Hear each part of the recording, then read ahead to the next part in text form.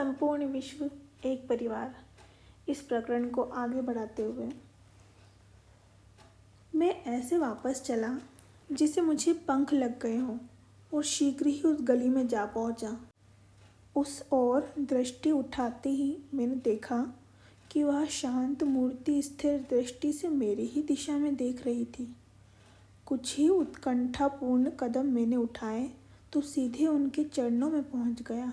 गुरुदेव। यह दिव्य चेहरा वही था जिसे मैंने 1000 बार दिव्य दर्शनों में देखा था।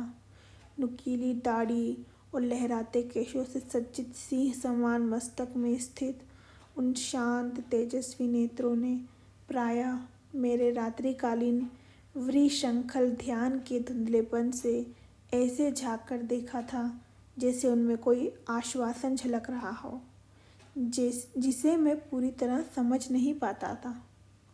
ओ मेरे प्रिय, तुम मेरे पास आ गए। आनंद कंपित स्वर में मेरे गुरु बांग्ला भाषा में बार बार यह कह रहे थे। कितने वर्षों से मैं तुम्हारी प्रतीक्षा कर रहा था। निशब्दता की एकता में हम दोनों एक हो गए। शब्दों का प्रयोजन निकृष्टतम प्रतीत होने लगा। कायल करने वाला संवाद गुरु के हृदय से शब्द रहित सांत्वना बनकर शिष्य के हृदय में समाता चला गया। अपने अंतर मन में मैं निर्विवाद रूप से जान गया कि मेरे गुरु ईश्वर को जानते हैं और मुझे ईश्वर तक पहुंचा सकते हैं। इस जीवन का अंधकार पूर्व जीवन की स्मृतियों के मधुर अरुणोदय में अदृश्य हो गया। रोमांचक समय भूत, वर्तमान और भविष्य काल चक्र पर चक्राकार घूमते दृश्य हैं। सूर्यन पवित्र चरणों में मुझे पहली बार नहीं देख रहा था। मेरा हाथ पकड़कर मेरे गुरु मुझे काशी के राणा महल क्षेत्र में स्थित अपने डेरे पर ले गए। उनका बलवान शरीर दृढ़ कदमों से आगे बढ़ता। उस समय उनकी आयु लगभग 55 वर्ष की थी, परंतु उनकी लंबी और सीधी देह में युवकों सी चपलता और कार्यक्षमता थी। उनकी काली विशाल सुंदर आँखों में अथाह ज्ञान का तेज था। हल्के से घुंघराले केश उनके रोबीले मुख को सौम्यता प्रदान कर रहे थे। उनमें शक्ति और सौम्यता का सूक्ष्म संगम था। गंगा किनारे स्थित एक मकान की पत्थर से बनी बालकनी की ओर जाते हुए, जहाँ से गंगा साफ दिखाई देती थी, उन्होंने प्यार से कहा, मैं अपने आश्रम और जो कुछ भी मेरा है वह सब तुम्हें दे दूँगा। गुरुदेव, मैं केवल ज्ञान और ईश्वर प्राप्ति के लिए आपके पास आया हूँ। मुझे आपका केवल वही गुप्त धन दीजिए। मेरे गुरु ने जब पुनः बोलने के लिए मुंह खोला तब तक सांध्य आलोक की धूम आधी उतर आई थी। उनकी आंखों में अथाह स्नेह झलक रहा था। मैं तुम्हें अपना निस्वार्थ प्रेम प्रदान करता हूँ। अमूल्य शब्द मेरे कानों में दोबारा उनके प्रेम का रस पड़ने तक 1/4 शताब्दी बीत गई।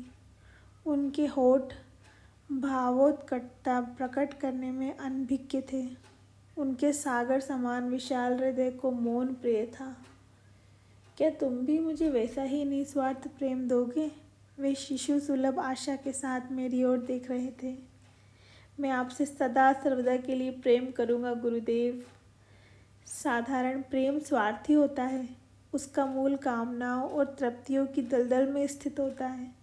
दिव्य प्रेम में कोई शर्त नहीं होती, कोई सीमा नहीं होती, कोई परिवर्तन नहीं होता। शुद्ध प्रेम के स्तंभनकारी स्पर्श से मानवीय हृदय में नित्य होने वाले परिवर्तन सदा के लिए रुक जाते हैं। विनम्रतापूर्वक उन्होंने कहा, यदि कभी भी तुम मुझे ईश्वर प्राप्ति की अवस्था से गिरता देखो तो मुझे वचन दो कि तुम मेरा सिर अपनी गोद में लेकर मुझे उस प्रियतम प्रभु के पास लौटा लाने में सहायता करोगे जिसे हम दोनों पूजते हैं। घिरते हुए अंधकार में वे उठकर खड़े हुए और मुझे अंदर एक कमरे में ले गए।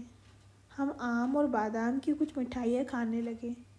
साथ साथ वार्तालाप चल रहा था। अपने वार्तालाप में उन्होंने बिना किसी आलोचनात्मक रूप के सहज भाव से मेरे स्वभाव का गहरा ज्ञान व्यक्त किया।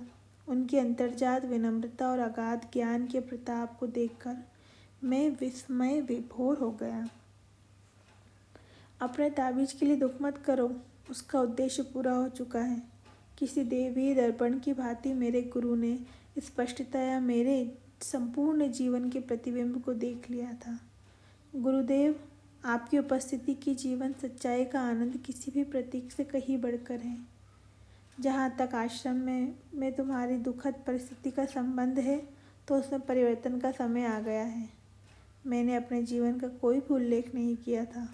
उसका कोई भी उल्लेख अब निरर्थक प्रतीत हो रहा था।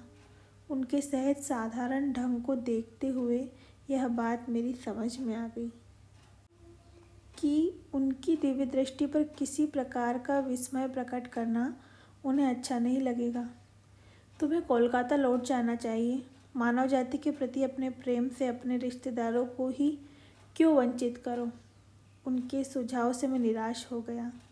मेरे परिवार के घर लौट आने का अनुरोध करने वाले अनेक पत्रों की मैं अब तक उपेक्षा कर रहा था। तब भी परिजन मेरे लौटने की भविष्यवाणी कर ही रहे थे। अनंत ने तो कहा था, हाँ वही मेरे अनंतदा, इस पक्षी शावक को आध्यात्मिक आकाश में उड़ लेने दो। वहाँ के भारी वातावरण में इसके पंख थक जाएंगे, तब हम इसे घर की ओर नीचे झपट्टा मारते और अपने पंख समेटकर चुपचाप अपने पारिवारिक घोंसले में आराम करते देखेंगे। उत्साह भंग करने वाली यह तुलना मेरे मन में अभी ताज़ी थी और मैं कोलकाता की दिशा में कोई झपट्टा न मारने के लिए कृत संकल्प था। गुरुदेव, मैं लौटकर घर नहीं जाऊंगा, परंतु मैं आपके साथ कहीं भी आने के लिए तैयार हूँ। कृपा करके मुझे अपना नाम और पता बता दीजिए। स्वामी युक्तेश्वर गिरी। मेरा मुख्य आश्रम श्री रामपुर में रायघाट लेन में है। यहाँ मैं केवल थोड़े दिनों के लिए अपनी माँ से मिलने आया हूँ। भगवान की अपने भक्तों के साथ गूढ़ लीला देखकर मैं हैरान था। श्री रामपुर कोलकाता से केवल 12 मील दूर है। फिर भी उस इलाके में कभी मुझे अपने गुरु की झलक नहीं मिली। एक दूसरे से मिलने के लिए हमें यात्रा करके लाहिड़ी महाशय की स्मृतियों से पुनीत प्राचीन नगरी काशी आना पड़ा। इस नगरी की धरती को बुद्ध, शंकराचार्य और अनेक योगियों अवतारों की चरण रज ने भी पवित्र किया है। तुम 4 सप्ताह में मेरे पास आ जाओगे। श्री युक्तेश्वर जी के स्वर में पहली बार कठोरता आ गई थी। अब जबकि मैंने तुम्हें अपने चिरंतन प्रेम के बारे में बता दिया है और तुम्हें पाने पर अपना हर्ष प्रकट कर दिया है, तो तुम मेरे अनुरोध की अवहेलना करने पर तुले हो। अगली बार जब हम मिलेंगे तब तुम्हें अपने में मेरी रुचि को पुनः जागृत करना पड़ेगा। मैं आसानी से तुम्हें शिष्य रूप में स्वीकार नहीं करूँगा। मेरी कठोर शिक्षा के आज्ञा पालन द्वारा तुम्हें संपूर्ण समर्पण करना होगा।